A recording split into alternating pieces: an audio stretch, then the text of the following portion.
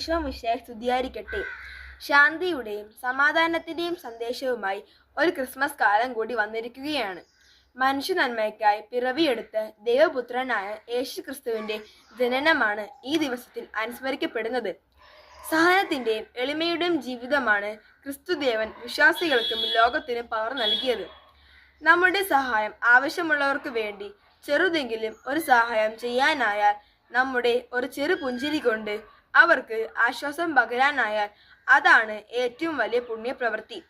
ഒരിക്കൽ ഒരു കുട്ടി തൻ്റെ അധ്യാപകനോട് ചോദിച്ചു, ടീച്ചറെ, നമ്മുടെ ജീവിതത്തിലെ ഏറ്റവും വലിയ നേട്ടം എന്താണ്? അധ്യാപിക ആ കുട്ടിയോട് പറഞ്ഞു, സ്നേഹത്തിലും സന്തോഷത്തിലും ജീവിക്കുക എന്നതാണ് ഒരു മനുഷ്യന്റെ ജീവിതത്തിലെ ഏറ്റവും വലിയ നേട്ടം.